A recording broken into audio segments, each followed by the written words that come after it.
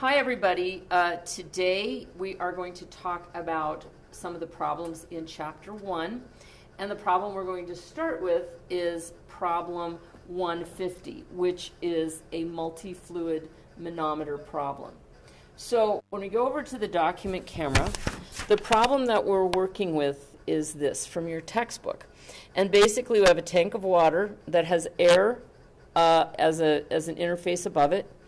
And then the water extrudes up through the manometer tube to a height of H2, which is given as 0.3 meters from this level. Then we have the next fluid is oil, which goes down to this point, down to H3, which is given as this value. And then finally mercury, which is exposed to the air. All right, so there are two principles that we need to work with in this problem that are both talked about on our class videos, but to summarize them, if you have a fluid, the fluid at the same level has the same pressure, as long as we haven't changed fluids, and the interface between two fluids has the same pressure as well. So in other words, when you look at the pressure of the air and the pressure of the water in the tank, the pressure of the air here at point 1, just one smidgen above the interface, and smidgen is not a scientific word, but I'm just referring to the top of the interface and the lower side of the interface, which are really the same spot. But to make a point, the air at that point has the same pressure as the water at that point. And what we're looking for is the air pressure in the tank. Now, another principle is they ask us for gauge pressure. So there are two different kinds of pressures that we discuss: atmospheric pressure or absolute pressure. Those are different, so I guess three. Atmospheric pressure, absolute pressure, and gauge pressure. Gauge pressure is like if you have a pressure gauge for your tire, if you're going to measure the pressure in your tire, it registers 0 at atmosphere. But what that really means is that the pressure of your gauge is in equilibrium with the atmosphere. So gauge pressure essentially subtracts out atmospheric pressure. So it gauges the pressure above or below atmospheric pressure. Okay? So when we look at point 2, since it's in contact with the atmosphere, we can say right there the gauge pressure is equal to 0. The atmospheric or the absolute pressure would be whatever the atmospheric pressure is, 14.7 psi or something like that. All right, so the way I would work this problem is using these two ideas, and we can say, let me get a better pen. We know that the pressure here, which is the pressure of the atmosphere, is the pressure at point 2. Okay? Now, every time that you go down in a manometer, the pressure increases. And for the fluid, it's by the amount rho of the gauging fluid times G times the height of the column. So from point 2 to here, we are talking about the measuring fluid of mercury. So we have the density of mercury times gravity times this height. From point 2 to point 3, we've gone down H3. Since we've gone down, we add to that number. Now, at that point, we know that we have mercury from here to here. So since the mercury is at the same level here and here, the pressure here is the same as the pressure here. So then we just start here because we know we're exactly the same. And then we have a gauging fluid of oil, and we go up in oil by this amount, H2. Since we go up, it's negative. The gauging fluid is oil. G is still G, but the distance we go up is H2. Okay?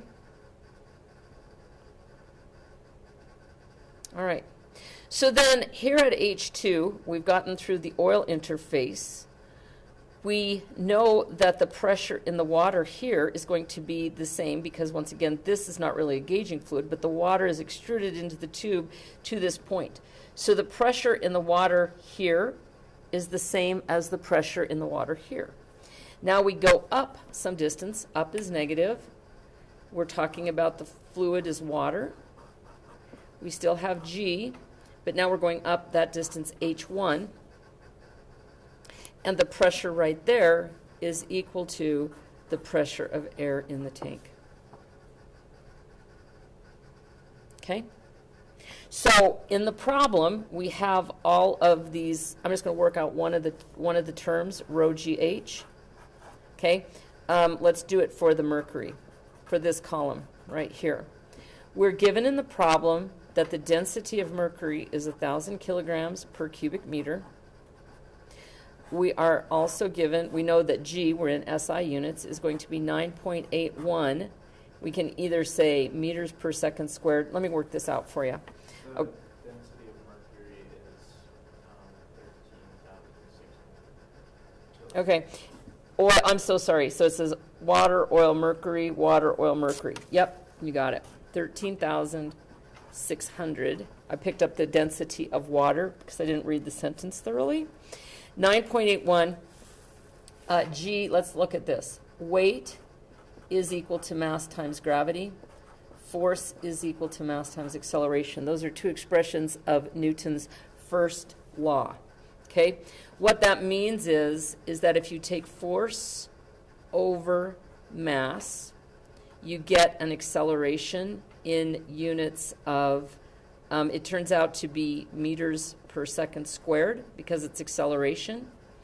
But if you take force, it's newtons per mass, which is kilograms. Okay? So we can use this 9.81 as either meters per second squared. Equivalent units are newtons per kilogram. And it's just more useful in this context. And then height of that mercury column, H3, is given as 0.4 meters. All right? So I'm just going to work out the units on this, and you can work out the rest of the terms, but this is the way the equation is set up. So if I work this out, kilograms cancels kilograms. 1 meter cancels 1 meter here, so this cancels 2 meters squared. And I'm left with a value of 13,600. 13,600 times 9.81 times 0.4. So the value is 53366.4. That's too many significant digits, but I'm just writing it down for now as that. And I'm in units of newtons per meter squared. A newton per meter squared is a Pascal. Right? A more typical unit of measure, a Pascal, is very, very small. So a more typical unit is a kilopascal. So this would be divided by 1,053.4 kilopascals. Right? So you do that with every term added to P2, which if we're talking about gauge pressure, P2 gauge is atmospheric, so P2 gauge is 0, and you solve that equation for the pressure of the air. So P2 is 0. Right, because it's gauge. If it asks for absolute pressure, it would be whatever the atmospheric pressure is, which is normally about 101 kPa, like we talked about last time. So How do you know if you subtract it or you add it? yeah, you look at the column and think about it this way. All right, I'm going to give you an example. The short answer is if you go down from one point to another point, you add, and if you go up, you subtract. But why is that? Well, let's think about this. Let's talk about a scuba diver, okay? I guess this is a symbol for a surface of water, right? So if you have a scuba diver, as she goes down in depth, is she experiencing more pressure or less pressure? Yes, and that's actually why, like if you think about it, people get, they call it, fantasy of the deep or the bends. They get a disease from scuba diving too quickly. If they everything too deeply, if they come back up too quickly, you have to let all the blood gases normalize in the air in your lungs normalize as well. But basically what's happening is as you go down, you have a column of fluid resting on you, so that if she's here at the surface, what's the pressure she's experiencing? Just P atmosphere, right? Here, if we call this H1, she's experiencing P atmosphere plus, not minus, rho GH of the water H1. And if we go down here, and this is H2, here she's experiencing P atmosphere plus rho G H1 plus H2. So as you go down, the pressure gets higher. That's why you add it to pressures above. Okay? So if you look at the diagram again, when you go from this point to this point, is the pressure here or here higher? The pressure here is higher. Yep. So as you go down, you add. Then when you come back up, well, here they're going to be the same. You come back up to a point, and when you come up, the pressure gets lower, so you subtract. Okay, so on that middle part, if you were higher than that marked point, then the pressure would be higher. Right, like if you were down here, if this oil scooped around and came to here, No, in the middle one. here, The or one- here, The one between the two. here and here? Right. So you have to look at which fluid it is, where you have that interface between, when you change fluids, then everything changes. You have to work with that fluid. So you have to look at the column of fluid that's mercury, and then the column of fluid that's oil. So I look at the interface, here's where the mercury and oil interface. So here is the only point that I can do that with the mercury. Then I have to think about the oil. So is the oil column here higher or lower than the oil interface here? It's lower. Well, it's lower here, higher here. So if it's higher here, when I'm going from here to here, I subtract. Right? So you're always, those are the two principles that you have to use. Rho GH, positive down, negative up, and you look for interfaces of either of gauging fluids or the fluid that you're measuring or the atmospheric fluid. So the two principles are the pressure at an interface has to be the same, and the fluid column, as long as you have the same gauging fluid, will increase with depth and decrease with less depth. What question do you have? I don't know. Like I still don't get like where would be an instance where you would add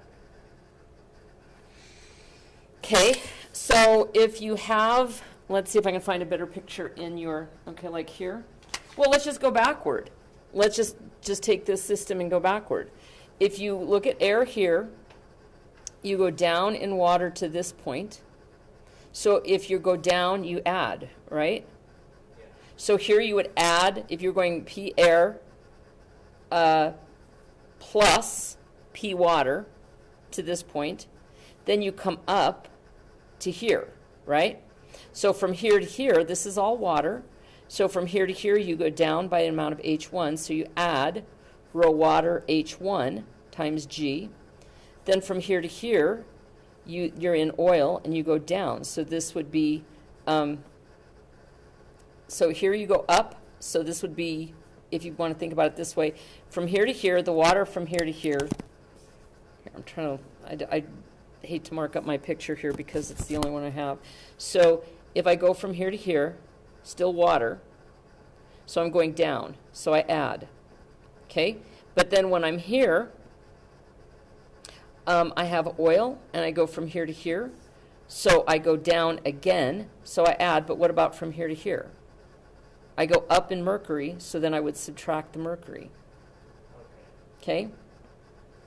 So it just depends on, so in other words, if you run a system forward, if you run a system from one side to the other, if you start at the other side instead, if you start at the left and go to the right, or right to left, the signs are going to reverse, because where you previously were going down from the interface, if you're working the other way, you would go up from the different interface. So you have to run the system. So it's really, I mean, it's a great question, and I appreciate this question because it clarifies the issue.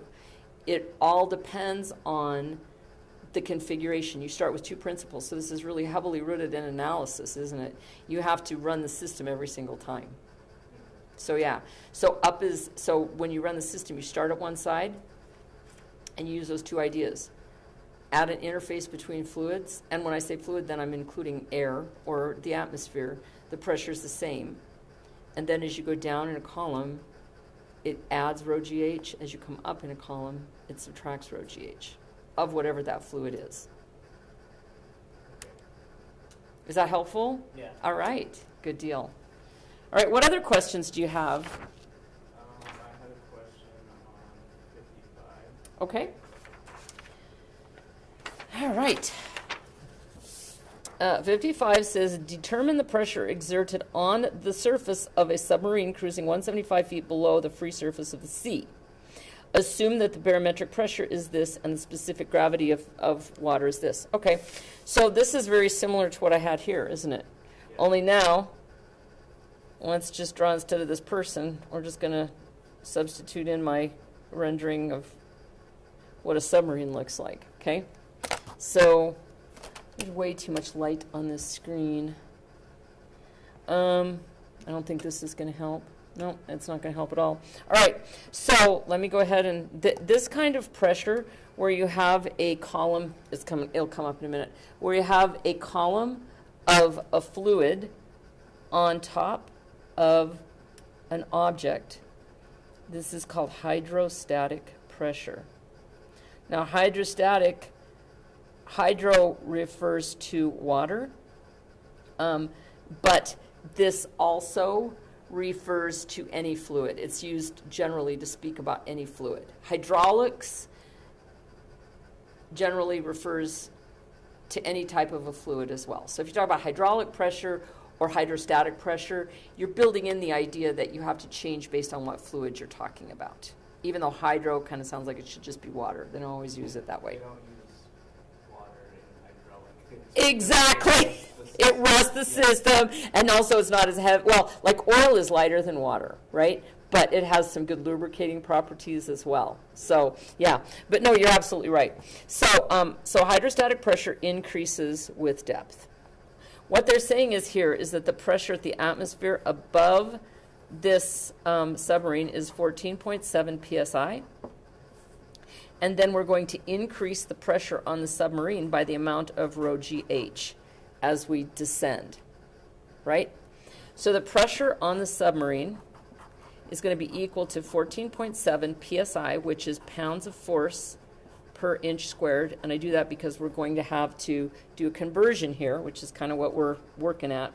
We're 175 feet below the free surface, and the specific gravity of the seawater is 103. All right, specific gravity is defined as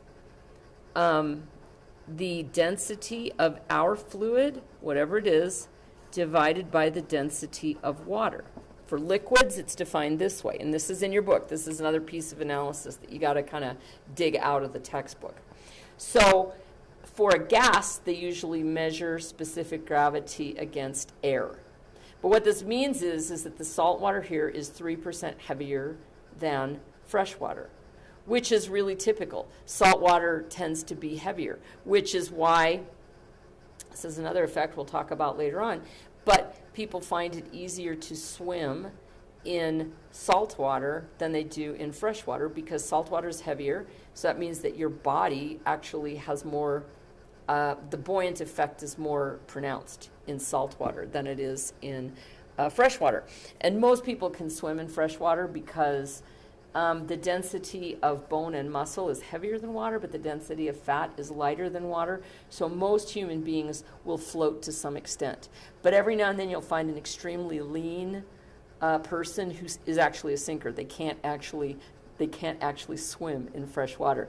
And it is not typical. Most adults are not that way. But once in a while you'll find a very thin kid, a little kid, who is a sinker. And the reason I bring this up is because one of my sons was a sinker. He was like 11 before he could actually stay up, but he had all kinds of energy, so he just paddled, and he ended up being able to swim anyway. But boy, it was not a pretty sight. But now he swims just fine. But so what we have to do then, we say that the pressure exerted on the sub is the atmospheric pressure plus rho of that salt water times G times H. And then we know that the depth, the height of the fluid column above the submarine, is 175 feet. All right, so what... Right, we need to find out what rho is first. So what we do is we look up, if we know that the specific gravity is the density of our fluid over the density of water, we need to know what the density of water is, correct? And so we need to go to a table in our book, or we need to go to like Wikipedia, or just ask Professor Google. And the density of fresh water is about 62.4 pounds per square foot, but let's find it. I don't want to, so let's say density of water in pounds per cubic foot, because we're dealing not with metric units here, okay? So the density of water is this 1.94 slugs per cubic foot, and I would like it in pounds of force. I mean, we can certainly use this, but if I could find it in pounds, I would eliminate a little calculation. Anyway, I'll just do the calculation. All right, so let's come back over here. And it's 1.94 slugs. Okay, so rho freshwater is 1.94 slugs per cubic feet. And we know then from this equation that if I take the specific gravity, which is 1.03 times the density of water, I will get the density of our fluid, which is salt water. So I take that number and I multiply it by 1.03. So if I have 1.94 times 1.03, I get 1.9982 slugs per cubic feet. All right. Oops, I'm on the wrong page. Let me flip over here. There we go. All right, so specific gravity times density of water is the density of our fluid. Density of water is 1.94 slugs per cubic feet, so I multiply that by our specific gravity, and I get the slugs per cubic feet of our fluid, which is salt water. So now let's look at this rho GH term and how it breaks out. Rho GH for this column of water. I have 1.9982 slugs per cubic feet times G, which is in the English system 32.2. I'm going to get you some units in just a moment, times H, which is 175 feet. Okay, let's take a look at 32.2. Go back to this. Force is equal to mass times acceleration. Weight is equal to mass times gravity. We know that in US, the force is in pounds of force. The mass is in slugs.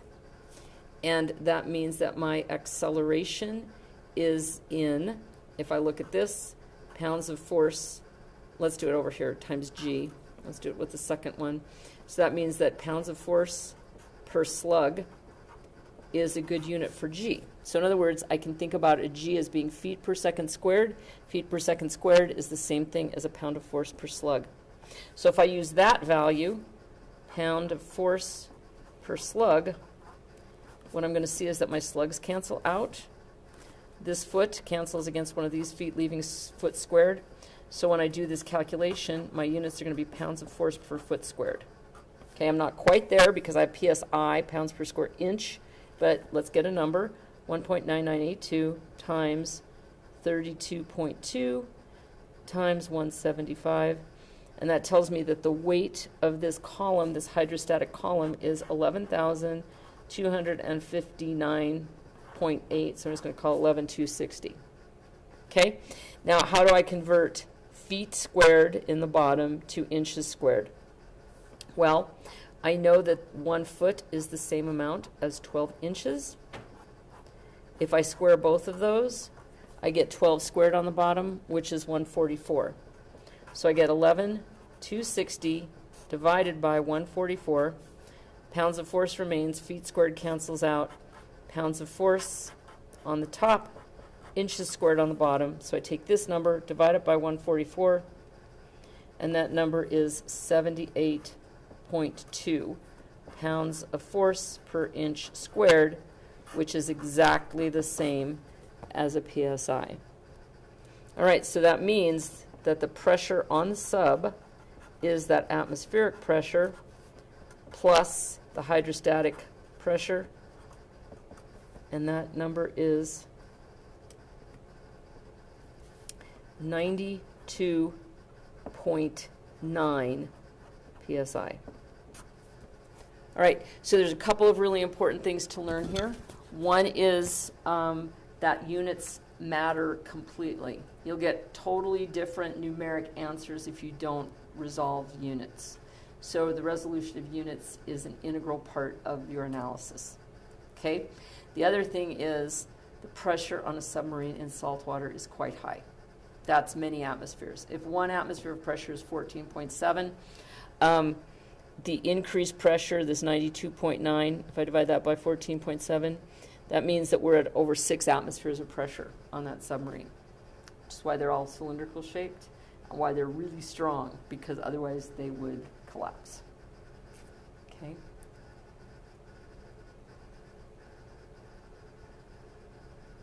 Is that helpful? Yeah. Okay, super. So what other questions do you have today? And it doesn't, I mean, we can definitely talk about homework for as long as you would like, but if there are other questions that you have, just conceptual questions or things that are unresolved in your minds, please let me know, because we can talk about those things as well. Well, I have another question on homework. Okay. Number 61. Okay. And I I'm, just didn't know, okay, like, how to set it up? yeah. All right. Let's take a look. 61. So I'm not going to do the whole problem for you, but I'll help you set up the ideas. The hydraulic lift in a car repair shop requires an output diameter of 30 centimeters and is to lift cars up to 2,000 kilograms. Determine the fluid gauge pressure. Okay, so what that means is you have a cylinder. So like this is what we have. We have a car on a platform.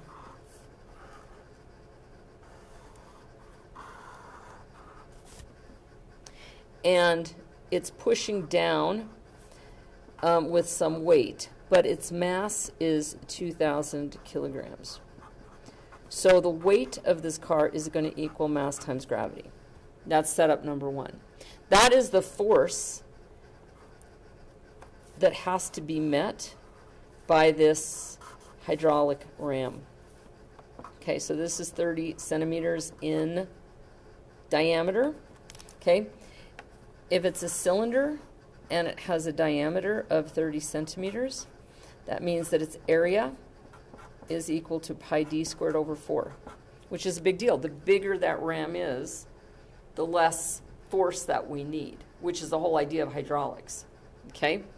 So what it's asking is, what is the fluid gauge pressure?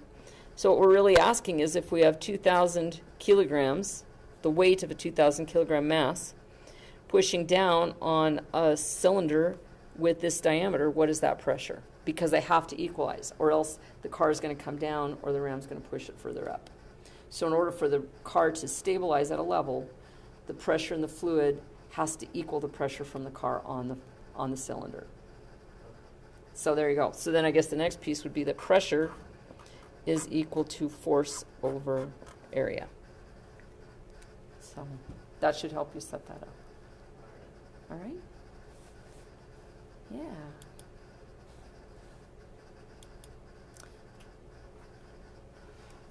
What else? On 76. 76. I wondered, it said kind of air column being more Yes. like an air column in the system. Right. And what I thought was air could be compressed, Yes. then it could vary the system. Right. But also, if you have a change of pressure in one side, then the air would pull on the other side. And in reality, there is a lot of validity to what you're saying. What they're telling you really here is sort of a code they're not really taking into account the compressibility of air, but they're saying that air is very light compared to these other fluids, compared to seawater, mercury, and fresh water. So what they're really saying is that the pressure in the air column is the same everywhere. So what that means is that if you found the pressure here, you know that the pressure here and here are exactly the same, but it's saying that as long as you're going through the air column, that the pressure here is equal to the pressure here. So that's the basic. They're basically saying that the density of air is approximately 0. So, yeah. So, and it's, you know, it's not a terrible assumption. It's not a perfect assumption, but it's not a terrible assumption because the density of air is very, very small compared to the density of water or mercury. So the term would be negligible. Yeah. So, but that's kind of the simplifying assumption of that problem.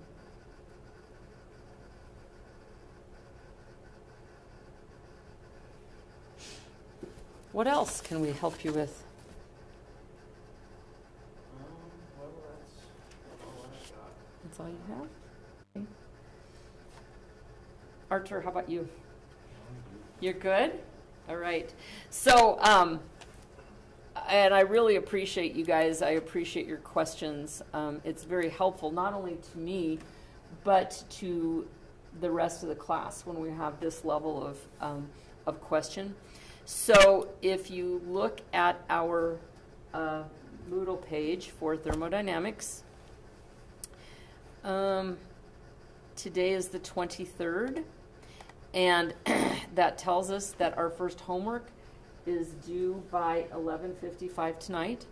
So if you need any help submitting this, let me know.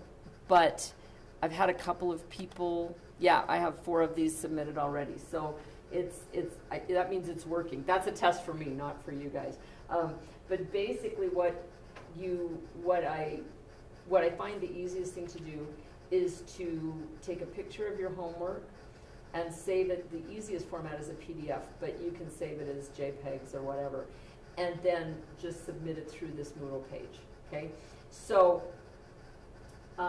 there is I didn't bring my phone today, but there is a free app that you can put on your phone that's called Office Lens, and Office Lens will allow you to save multiple pictures as PDF files. So if you have another way of doing it, if you just like to save as pictures or however you email it to yourself or whatever, if you're already doing that, that's absolutely fine. But if you have a scanner, if you have access to a scanner, that's really easy as well. But if you need help, if you need an app to do this for you, Office Lens is free, and it's okay. It takes a little bit of time to set up, maybe, I don't know, let's see. The first time I set it up, it probably took me a half hour just because it goes through a lot of, I don't know, just a lot of, like, it wants to link it to your Google account and all this other stuff. But it's not difficult in any way. But so if you have an Android, I don't know about iPhones. I don't have an iPhone, so I don't. But you can see that there are some online resources as well. So it tells you how to create the PDF files. But I did it without using any. I had a student from Germany a couple of years ago who told me about this app, and I just found it to be like the coolest thing ever. So I loaded it on my phone without any help. I just wanted to play with it and see what it would do, and it's really a good free app. So if you don't have another method, this is available to you. So. And can we also just turn it in like a physical copy? No. and once again, it can't accept it as an email, and I can't accept it as physical copy. And the reason is just organization. I just have, if everything is in Moodle, I will never lose your homework. And I want to be really clear, I've never actually lost homework, but I live in fear that I will lose homework. So when I got the option of submitting it through Moodle, I just jumped on it because it keeps me 100% organized with no stress all the time. So one time I did, many, many years ago, I took a stack of exams home, and I graded them at home, and I entered my grades. and I then lost those exams, and I was never able to get, I did, thank heavens, have the grades recorded before I lost them, but to this day, that was about 8 years ago. I've never seen the exams. I have no idea what happened to them. So sometime I'm probably going to lift a file cabinet and, in some weird place in my house, and I will find them. But it just put fear in my heart. I don't ever want to lose your stuff. So if you will just submit it through Moodle, it'll never happen. So, Okay. all right? Yeah. And what kind of feedback will we be Yes. getting? See, these are all really, really good questions. So I guess I shouldn't pull anything up. But basically what happens is when I grade your assignments, and I will try to grade these tomorrow morning. So this is another incentive for getting your stuff in on time, aside from getting full credit. When late stuff comes in, I don't really have a time frame for grading it, but this stuff, I'll get your stuff that you turn in at the appropriate time will be graded immediately. I tend to give very qualitative feedback. In other words, I will talk to you about the way that your homework looks, the format that you're using, because I really want to work toward making sure that you turn things in a way that is very self-explanatory in the way you do the steps. So you're not going to lose credit if you do an arithmetic error or something like that.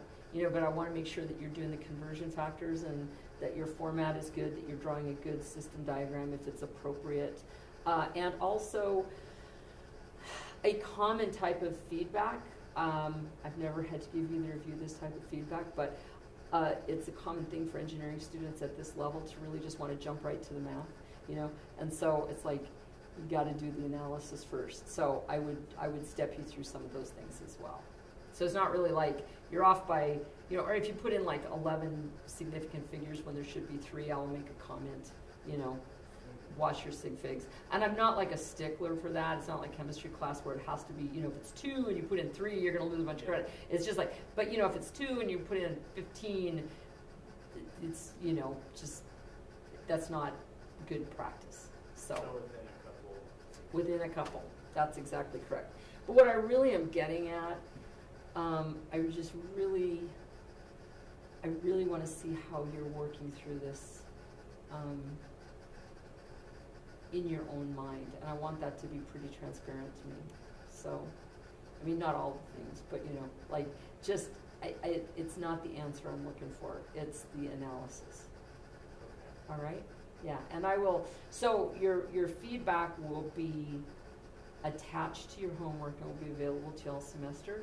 And sometimes, like, if you do everything right, which would be super, and I do have some students who consistently just get good job, thanks.